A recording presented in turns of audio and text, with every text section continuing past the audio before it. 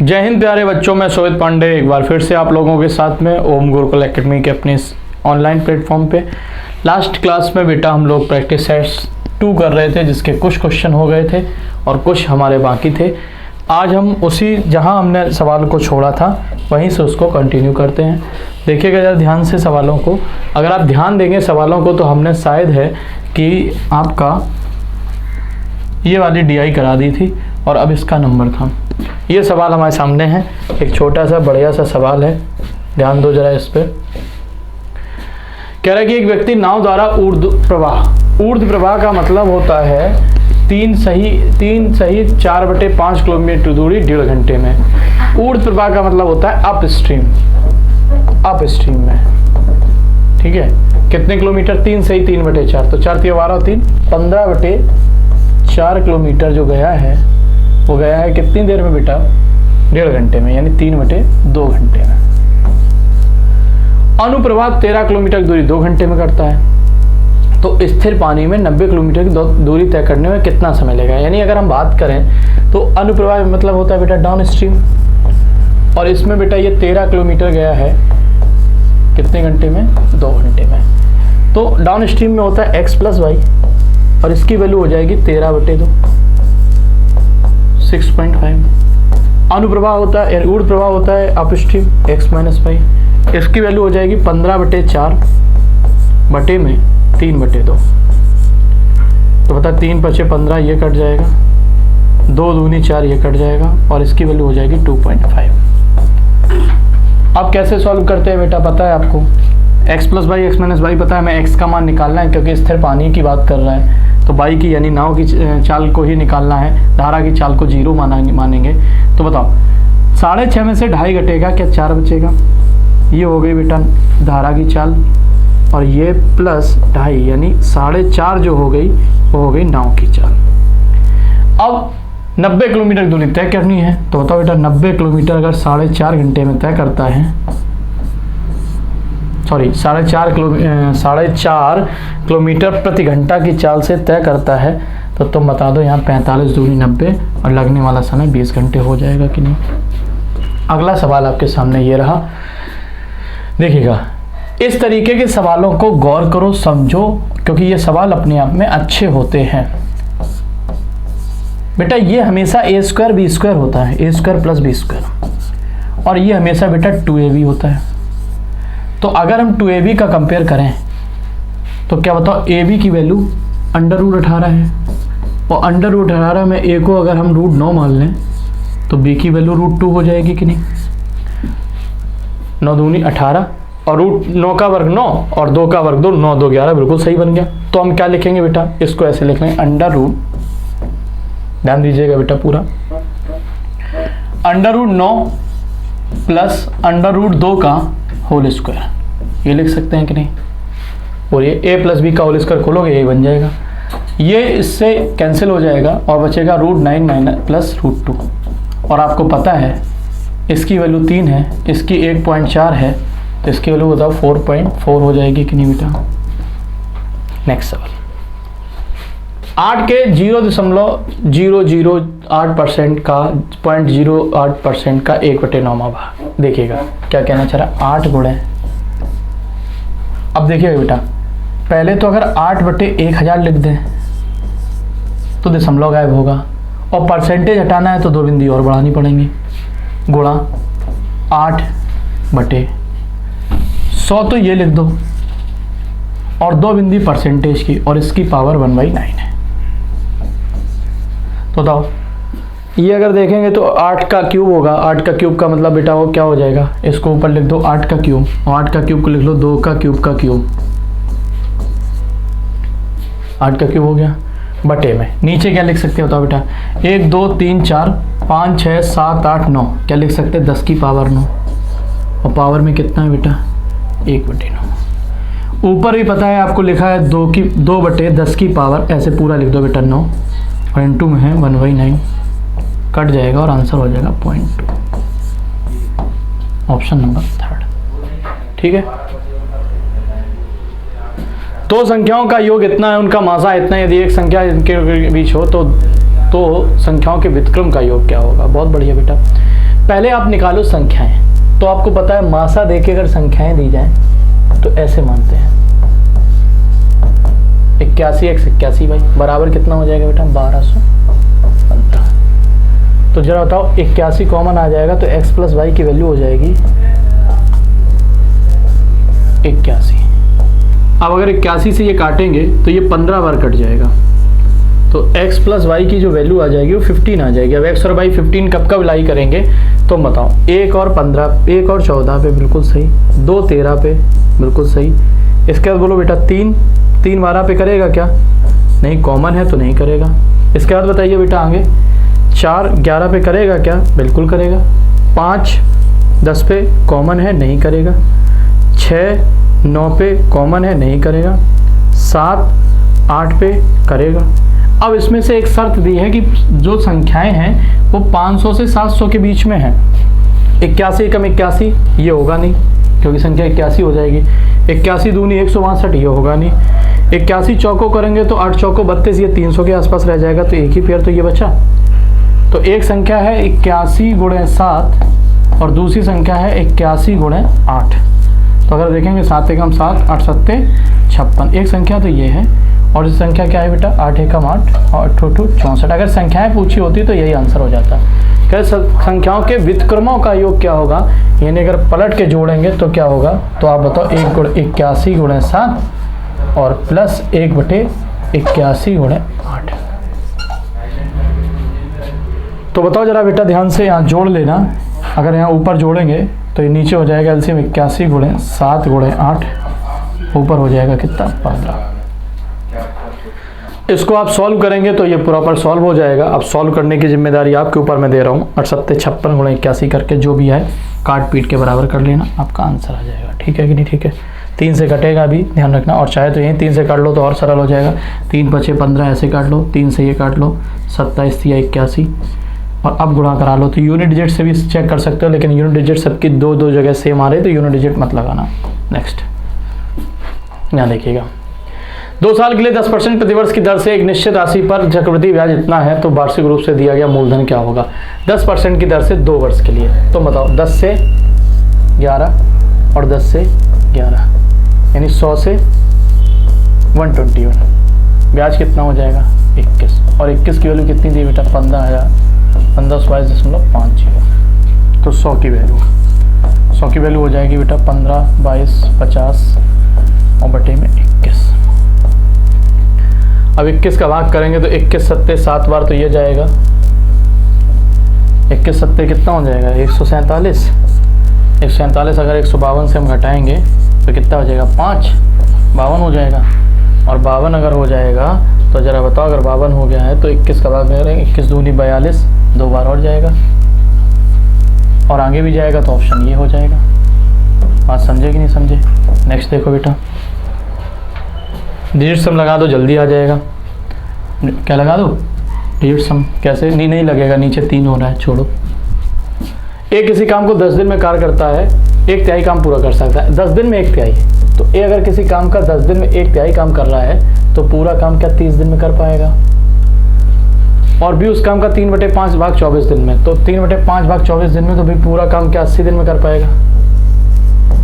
और सॉरी 8 5 40 दिन में। कितने दिन में? 40 दिन में, क्योंकि 3 से कैसे करेंगे 3 24 और 8 5 40। उन्होंने 10 दिन तक एक साथ कार्य किया, सी ने अकेले 15 दिन में पूरा किया शेष कार्य। सी अकेले उस कार्य का 2/3। अब तो बताओ यहाँ काम 120 मान लें, ये एक दिन में करेगा कितना 4 और ये एक दिन करेगा 3, तो बताओ 40 4 और 3 7 काम हो रहा होगा कि नहीं? और 10 दिन में कितना हो गया 70, तो 70 काम हो गया तो शेष बचा है 50। शेष कितना बचा है बेटा 50, और शेष काम जो बचा है 50, इस 50 काम को सी ने अकेले 15 दिन में पूरा किया। तो सी एक दिन में कितना करता है 50/15, यानी काट दें तो 5 से काटो 10/3 काम करता है। और क्या कह रहे हैं? तो सी अकेले उस काम का 2/3 भाग, यानी 120 का 2/3। 3 से काटो ये कितनी बार कटेगा 40, और 40 दूनी 80 काम। 80 काम अगर कराना है 10/3 से तो सॉल्व कर लो और आंसर आ जाएगा 8 या 24। नेक्स्ट देखिएगा, एक वस्तु को उस क्रय मूल्य से 100% अधिक अंकित किया जाता है। अंकित मूल्य पर 5% और 20% दो क्रमों में छूट दी जाती हैं तो x% का लाभ पर बेचा जाता है। x का मान क्या है? 100 रुपए की कोई चीज़ थी, 100% अधिक अंकित करेंगे तो 200 MRP देंगे। पहला लाभ है, पहला डिस्काउंट है 5%, 200 का 5% 10 होगा 90। दूसरा डिस्काउंट है बेटा 20%, तो 20% हो जाएगा इसका कितना? 19 दूनी 38। अगर इससे 38 कम होगा तो हो जाएगा 152। 100 की चीज़ 152 बिकी है, 52% का लाभ है। नेक्स्ट, 212 मीटर लंबाई की एक ट्रेन 45 किलोमीटर प्रति घंटा की गति से चल रही है। यदि यह ट्रेन 188 मीटर लंबाई वाले प्लेटफॉर्म को कितनी देर में? तो बताओ जरा ध्यान से। 212 मीटर वो हो गई, ध्यान सुनिएगा, 212 मीटर तो वो हो गई और प्लस 188, टोटल यही दूरी तो चलेगी। चाल कितनी है? 45 किलोमीटर। मीटर पर सेकंड को किलोमीटर प्रति घंटा को मीटर पर सेकंड बदलेंगे तो क्या करेंगे बेटा? 5/18। 9 से काट दो, 9 पना 45, 9 दूनी 18। ऊपर कितना हो जाएगा जरा बोलो बेटा? 400/25 और गुणा में 2, 16 दूनी 32। ऊपर यहाँ 16 हो जाएगा, 16 दूनी 32, यानी 32 आंसर। ठीक है कि नहीं? ठीक है। नेक्स्ट, 10%, 16%, 25% की 3 क्रमिक छूटें एकल के छूट के बराबर है। चाहो तो फ्रैक्शन कर लो, चाहे तो बेटा 100 मान के कर लो, जो तुम्हारा मन करे वो कर लो। 100 मान के करोगे कैलकुलेटिव होगा, फ्रैक्शन जल्दी लगेगा। देखो 10 से 9, 16%, 4% 1/25 होता है तो 16% 4/25 हो जाएगा। 25 की चीज़ 21 में, और 25% कितना होगा? 4 से 3 गुणा करो, 25 चौको 100 गुणा 10, 1000। 21 या 63 गुणे 9, 63 गुणे 10, 630। 630 से अगर 63 कम करेंगे तो 30 वहाँ कम हो जाएगा, 30 और 600, क्या बोला मैंने? 630। 630 से अगर 63 कम करेंगे तो 30 वो कम हो जाएगा और 23 और कम हो 33 और कम हो जाएगा, तो 30 कम हो जाएगा 70 और 3 कम हो जाएगा तो 67। 567 ही हो जाएगा। अगर 567 हो रहा है तो तुम बताओ जरा डिस्काउंट कितने का हो गया? डिस्काउंट हो गया बेटा 423 का, 32.3 आंसर हो जाएगा। सॉरी 42.3, 423 का या 433 का? सॉरी 433 का, तो आंसर हो जाएगा कितना? 43.3। ये दिया है x का मान, तो पहले रूट निकालो। रूट कैसे निकलेगा? x का रूट निकालो, √3 - 2√2। ये 2ab होगा, अभी बता रहे थे हम तुम्हें, और ये a² + b² होगा। तो अगर हम कंपेयर करेंगे तो ab की वैल्यू √2 आ जाएगी। इसमें a को अगर हम √2 मान लें तो b को 1 मान लें, a को अगर √2 मान लें तो b को क्या मान लें? 1 मान लें, कोई दिक्कत तो नहीं है। तो ये बन जाएगा √x की वैल्यू √2 - 1 का होल स्क्वायर, तो √x बराबर आ जाएगा √2 - 1। क्या आ जाएगा? √2 - 1। ये √x की वैल्यू आई है, तो 1/√x कितना होगा? 1/√2 - 1। अपोजिट साइन का ऊपर नीचे गुणा कराते हैं तो √2 + 1 ये हो जाएगा और √2 + 1 ये हो जाएगा, नीचे 1 बन जाएगा और 1/√x की वैल्यू आ जाएगी √2 + 1। तो दोनों का मान निकालना है तो जोड़ दो बेटा, किसको? √x + 1/√x, यानी √2 - 1 + √2 + 1, 2√2। क्या आ जाएगा? 2√2, ऑप्शन नंबर 4। एक वस्तु को 40% की छूट देने के बाद 20% का लाभ होता है, छूट ना दी जाए तो लाभ बताओ बेटा? CP, SP। 40% की छूट, 20% का लाभ। 5 की चीज़ 6 में, 5 की चीज़ 40% छूट 3 में, ऐसे लाइन खींच दो, यहाँ 6 लिख दो, यहाँ 3 लिख दो, तो 15 की चीज़ 30 में। तो मतलब अगर लाभ डायरेक्ट छूट ना दी जाए तो 15 का लाभ है 15 पे और गुणा 100, तो 100% आंसर हो जाएगा। नेक्स्ट अगले सवाल की ओर बढ़ते हैं। 36 के धनात्मक गुणनखंड कितने होंगे? तो आपको पता है बेटा 36 को क्या लिखेंगे हम, 2 की पावर 2 इंटू 3 की पावर 2। 4 में 36 होता है, 2 में 1 जोड़ेंगे 3, इसमें 1 जोड़ेंगे 3 और 3 त्रिका 9। Third option. ध्यान दीजिएगा, जब कोई फ्रैक्शन जैसे ये लिखा है 5/3 की पावर -1/2 और इंटू में लिखा है 3/2 की पावर 1/2, इसको अगर सही से समझेंगे तो ये पलट जाएगा क्योंकि माइनस में है, तो क्या हो जाएगा 3/5 की पावर 1/2 इंटू 3/2 की पावर 1/2। सॉरी यहाँ भी 5 है, 3/5 की पावर 1/2 और गुणा में घात क्या होती है, जुड़ जाती है, तो 3/5 की पावर 1/2 प्लस 1/2 का मतलब हो जाएगा 1, आंसर हो जाएगा 3/5। एक वस्तु के लिए लाभ क्रयमूल्य का 190% है। यदि क्रयमूल्य को 10% बढ़ा दिया जाए और विक्रय मूल्य को समान रखें तो लाभ विक्रय मूल्य का लगभग कितने % हो जाएगा? ध्यान से सुनिएगा। 100 की वस्तु है, प्रॉफिट है 190 का। प्रॉफिट कितने का है बेटा?